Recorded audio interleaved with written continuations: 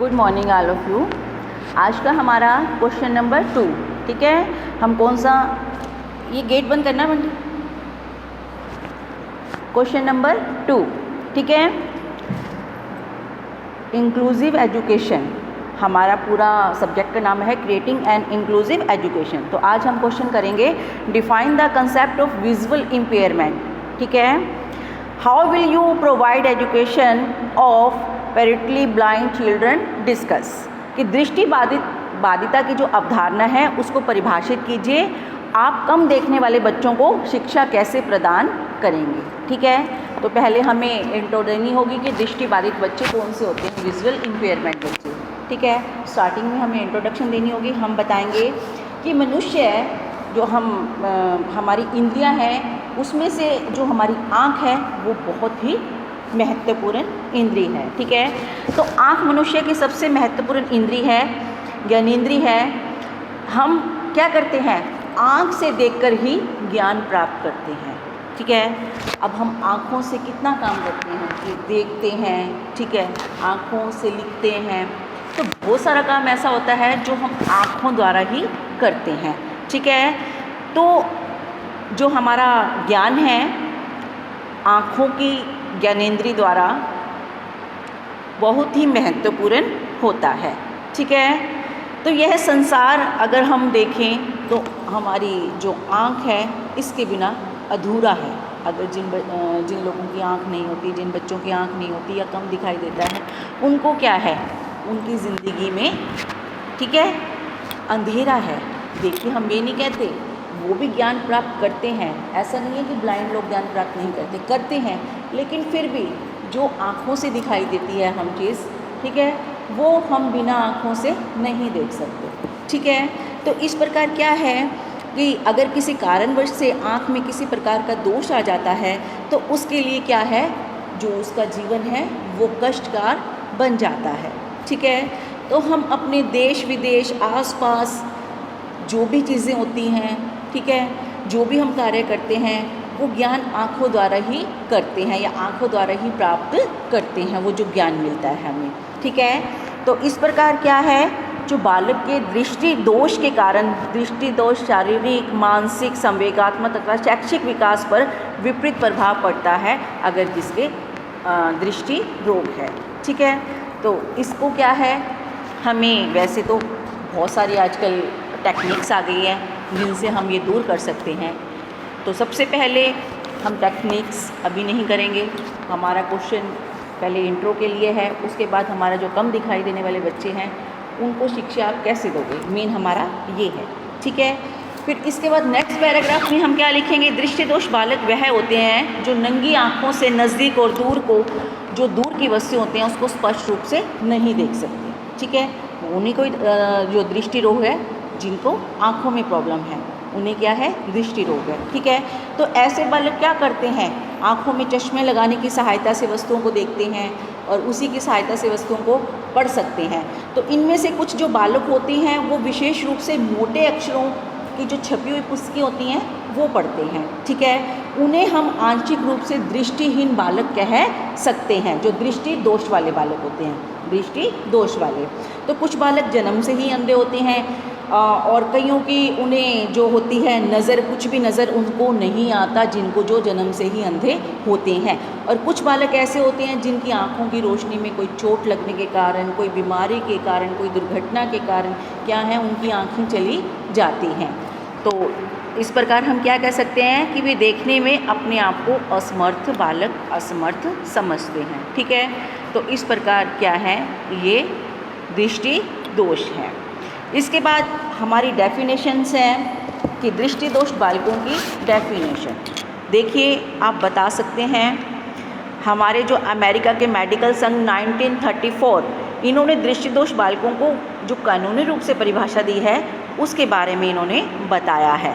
क्या बताया है, a legally blind person is said to be one who has visual acuity of 20/200 और less in better eye with one correction, ठीक है, और whose field of vision is so restricted that is end angles of 20 degree और less in better eye after correction. ठीक है, तो जिसको हिंदी में करनी है वो डेफिनेशन हिंदी में कर लीजिए, जिसको इंग्लिश में करनी है वो इंग्लिश में कर लीजिए। उसके बाद हमें बताना है, क्योंकि हम इसके बारे में इसका कंसेप्ट कर रहे हैं, अवधारणा कर रहे हैं, कि जो दृष्टि दोष बालक होते हैं उनको हम 2 श्रेणियों में बांट सकते हैं। एक तो जो आंशिक रूप से अंधे होते हैं, जिनको कम दिखाई देता है, ठीक है, आंशिक रूप, और जिनको पूरी तरह से नहीं दिखाई देता वो अंधे बालक। तो इनको हमने 2 भागों में बांटा है। तो सबसे पहले है आंशिक अंधे।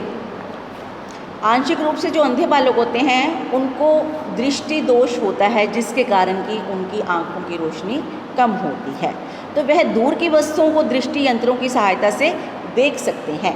आंशिक रूप से अंधे बालकों को हम क्या क्या पहचान है उनकी, देखिए, ऐसे बालक जिनकी दृष्टि एक्यूटी 20/70 या 20/200 के मध्य की होती है। नेक्स्ट, ऐसे बालक जो गंभीर दृष्टि संबंधी कठिनाइयों से पीड़ित होते हैं।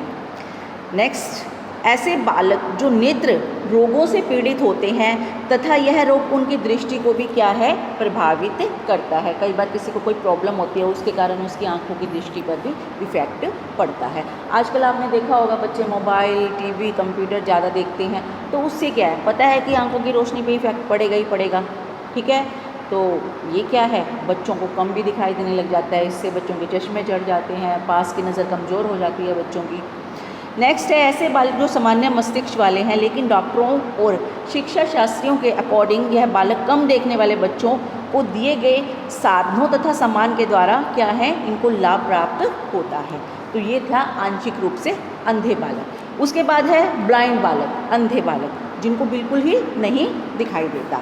तो ऐसे बालक जो जन्म से ही अंधे होते हैं या जन्म के पश्चात किसी चोट लगने से, किसी बीमारी से, किसी दुर्घटना के कारण उनके नेत्रों की ज्योति चली जाती है। ठीक है, तो यह बालक सुनकर या ब्रेल लिपि द्वारा अपने आप को क्या है, अपनी स्टडी करते हैं, अपनी पढ़ाई करते हैं, तो इनको पूर्णतः अपनी ज्ञानेंद्रियों पर ही निर्भर रहना पड़ता है। ठीक है, क्योंकि इनको कुछ भी दिखाई नहीं देता। ठीक है बेटा, तो जो ये हमारे दृष्टि बाधित होते हैं वो बहुत सारे कारण इसके हो सकते हैं दृष्टि बाधित होने के। हेरिडिटी फैक्ट्स ये हमारा है नहीं है, मैं तो इस क्वेश्चन में, लेकिन मैं थोड़ा सा बता देती हूँ आपको। इन्फेक्शंस होती है, डिसीज़ेज़ होती है, हमारी कॉमन डिसीज़ेज़ होती है, जो साधारण बीमारी होती है उससे भी हो सकता है, चोट व दुर्घटना के कारण कोई इंजरी और एक्सीडेंट से भी हो सकता है। ये इफ़ेक्ट्स ऑफ पॉइज़न, कोई जैसे होता है नशीली दवा या कोई जहर की तरह, जैसे हम पॉइज़न, कई बार क्या होता है कोई चीज़ पॉइज़न की तरह होती है वो हम ले लेते हैं, उससे भी हो सकता है। ठीक है, और बर्थ से भी हो सकता है, हेरिडिटी फैक्ट से भी हो सकता है, और कई बार जन्म के पश्चात, ठीक है, आफ्टर बर्थ। तो ये सब इसके कारण है कि किसी भी कारण से अंधापन हो सकता है। ठीक है, उसके बाद हमने बतानी है कि इन बच्चों की शिक्षा के बारे में। ठीक है, कि ये शिक्षा इनको किस प्रकार दी जाती है, कौन से बच्चों को, जो हमारे दृष्टिबाधित बच्चे होते हैं। ठीक है, तो बहुत सारी जो चीज़ें हैं इनको शिक्षा है उसके बारे में बहुत सारी टेक्निक्स अपनाई जाती है, जिससे क्या है ये शिक्षा ग्रहण करते हैं। ठीक है, तो हम इनकी क्या करेंगे, इनको कैसे शिक्षा प्रदान करेंगे, बहुत सारी हमारे पास टेक्निक है। देखिए, स्टार्टिंग में हमें क्या करना है, दृष्टि दोष बालकों को पूर्णतः अपनी ज्ञानेंद्रियों पर, इसमें थोड़ा सा हम इंट्रोडक्शन डाल सकते हैं क्योंकि ये लॉन्ग क्वेश्चन में आएगा। पहले हमें दृष्टि दोष क्या होता है उसकी अवधारणा के बारे में है। अब हमारा सेकंड क्वेश्चन है कि आपको इन बच्चों को कैसे आप शिक्षा प्रदान करोगे। ठीक है, तो जो दृष्टि दोष वाले बालक होते हैं वो अपनी ज्ञानेंद्रियों पर ही उनको निर्भर रहना पड़ता है, क्योंकि घर, विद्यालय तथा समाज में अपने आप को वो समायोजित नहीं कर सकते ऐसे ही अपने आप को। ठीक है, उनको समायोजित करने में काफ़ी कठिनाई का सामना करना पड़ता है। तो जिन बालकों को दृष्टि दोष के साथ साथ मानसिक दोष भी होते हैं, उनको तो क्या है, बहुत अधिक परेशानी का सामना करना पड़ता है। कई बच्चे हो जाते हैं अंधे भी होते हैं, उनको मेंटल मानसिक रोग भी होते हैं, तो बहुत सारी चीज़ें उनके साथ इकट्ठी भी हो जाती है। ठीक है, तो उसके बाद हम बताएंगे दृष्टि दोष बालकों की जो हमारी समस्याएं हैं वो क्या हैं, ये हमारे क्वेश्चन में नहीं आता। ठीक है, नेक्स्ट है कि आप जो हमारा ये चिल्ड्रन हैं उनको बालकों को शिक्षा कैसे प्रदान करेंगे। ठीक है, तो इन बच्चों को शिक्षा प्रदान करने के लिए क्या किया जाता है, बहुत सारी चीज़ें हैं, बहुत सारी एक्टिविटी हैं कि कैसे हम प्रदान करेंगे इन्हें शिक्षा। नंबर 1 है इसमें, पहले ही अच्छे से मैंने पॉइंट करवाए हुए हैं, लेकिन अब हम थोड़ा सा मेन ही कर लेते हैं कि इनको बड़े आकार की मुद्रित सामग्री, लार्ज प्रिंट मटेरियल, ठीक है, तो इनको क्या करेंगे, जो आंशिक रूप से हैं, हमने क्या करना है, दृष्टिबाधित तो बच्चे हैं लेकिन वो आंशिक वाले बच्चे हैं, उनके बारे में बताना है। तो आंशिक रूप से बच्चे जिनको कम दिखाई देता है उनको क्या करेंगे हम कि आंशिक रूप से बाधित बच्चों के लिए मोटे अक्षरों की लिखी पुस्तकें हम यूज़ करेंगे, प्रयोग में लाएंगे, उनको पढ़ने के लिए ये पुस्तकें देंगे। उनकी पुस्तकें 18 से 24 के टंकन में होती हैं, ठीक है। तो इससे अधिगम गति क्या हो जाती है, उनकी धीमी हो जाती है, लेकिन बालकों को क्या है, इससे बहुत सुविधा मिलती है। नेक्स्ट है आपका बेल ग्रिप लिपि, ये भी यूज़ की जाती है। जो बेल ग्रिप लिपि है वो एक प्रकार की नेत्रहीन, ये क्या है, नेत्रहीन बालकों के लिए जो शिक्षा दी जाती है इसके द्वारा ही दी जाती है। तो यह बहुत ही इम्पॉर्टेंट लिपि है, ठीक है बेटा। आप आपकी जो इसमें बुक्स हैं, 2-3 बुक्स में से भी देख सकते हो आप, आपकी इच्छा है आप ये भी वीडियो देख लो, इसके साथ साथ और भी आप अगर बुक्स में से करना चाहो कर सकते हो, ठीक है बेटा। तो जो इनकी बुक्स हैं बड़े अक्षरों में होनी चाहिए, और क्या होनी चाहिए, जो इनकी लाइट है, जो बेल ग्रिप की है, वो अंधे बालकों के लिए हम आंशिक रूप से कर रहे हैं, वो मैंने आपको बीच में पॉइंट बता दिया। और क्या है, जो आंशिक रूप से अंधे बालकों के लिए रोशनी भी एक वरदान होती है, चाहे वे प्राकृतिक रोशनी हो चाहे वो बनावटी रोशनी हो, ठीक है। तो इनके लिए क्या है, इन बालकों के लिए कमरे में रोशनी कमरा जो होना चाहिए रोशनी वाला होना चाहिए, चाहे आर्टिफिशियल दीजिए चाहे नेचुरल दीजिए, क्योंकि इनकी आँखों से कम दिखाई देता है इनको। तो छत सफ़ेद रंग की और तस्वीरें क्या होनी चाहिए, जो छत होती है जो ऊपर वाली वो सफ़ेद रंग की होनी चाहिए, और जो दीवारें होती हैं वो हल्के रंग की होनी चाहिए। जैसे आजकल क्या करते हैं हम घरों में डार्क कलर की दीवारें करवाते हैं, लेकिन ऐसा नहीं होना चाहिए। जिन बच्चों को कम दिखाई देता है उनके लिए ऐसी ही होनी चाहिए। कमरा ऐसा स्थान पर होना चाहिए जहाँ पर नेचुरल क्या हो, रोशनी भी हो। नेक्स्ट है फर्नीचर। कक्षा में रखा फर्नीचर हल्के रंग का और हल्का होना चाहिए ताकि इन बच्चों को बैठने में दिक्कत ना हो, ठीक है। और हल्के रंग का होना चाहिए ताकि जैसे डार्क चीज़ों से क्या होता है, आंखों की रोशनी पर इफ़ेक्ट पड़ता है, इसलिए लाइट कलर का ही होना चाहिए ताकि आवश्यकता पड़ने पर आसानी से बाहर लाइट वेट का होगा अगर फर्नीचर, तो वो आसानी से इधर उधर लाया जा सकता है। तो कक्ष में फर्नीचर ऐसा होना चाहिए जिससे बालकों को आने इधर उधर ले जाने में कठिनाई न। नेक्स्ट है मोटिवेशन, प्रेरणा। देखिए आंशिक रूप से जो बालक होते हैं, ये अंधे बालक होते हैं, उनको हमें प्रेरणा से भरी कहानियाँ, स्टोरीज़, ठीक है, और प्रोग्राम स्कूल्स में ऐसे उनको प्रेरित करना चाहिए कि वो बच्चे पार्टिसिपेट भी करें, उनको कहानियाँ भी सुनाएं। जैसे महाभारत काल में श्रवण व उसके माता पिता की कहानी एक हम कह सकते हैं कि एक अच्छा उदाहरण है, क्योंकि वो भी क्या था, श्रवण भी अंधा था, उनको दिखाई नहीं देता था, फिर भी उसने अपने माता पिता की बहुत सेवा की, ठीक है। तो इससे क्या होता है, जीवन में आशावादी दृष्टिकोण आपके सामने आता है, उससे प्रेरणा मिलती है आपको। उसके बाद है फिजिकल चेकअप, शारीरिक निरीक्षण। आंशिक रूप से जो अंधे बालकों हैं उसका समय समय पर शारीरिक परीक्षण भी होना चाहिए, उनकी बीमारियों का एक रिकॉर्ड होना चाहिए ताकि हमें पता चल जाए कि बच्चा कितना इसको दिखाई नहीं देता, ठीक है, कहाँ तक ये दृष्टि दोष से पीड़ित है, तथा कम से कम 6 महीने में एक बार इनकी आँखों व शरीर का निरीक्षण अवश्य होना चाहिए। स्कूल्स में भी कैंप लगने चाहिए, डॉक्टरी कैंप की बार बार इनका चेकअप करवाया जाए। आँख से संबंधित बीमारियों पर विशेष ध्यान दिया जाए, आँखों की उन्हें इस तरह से व्यायाम भी कराया जाए, जो कई बार हमारे पीरियड्स भी लगते हैं, फिज़िकल से रिलेटेड भी लगते हैं, तो उनको आँखों की कसरत, आँखों की सफाई कैसे करते हैं, चश्मे की सही जानकारी की, चश्मे का सही प्रयोग कैसे करना चाहिए, ठीक है। तो समय समय पर ये जो साइकोलॉजिस्ट हैं उनसे भी सलाह लेनी चाहिए, और जो हमारे मनोवैज्ञानिक हैं उनसे भी सलाह लेते रहना चाहिए, ठीक है।